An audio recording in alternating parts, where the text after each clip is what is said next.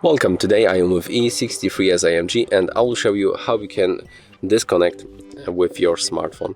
So as you can see, I'm currently connected with Mi 90 Pro, and if you want to get rid of that smartphone you have to go for the phones, then tap on the settings icon, and right now you have to go for the general, and then you have to go for the my devices.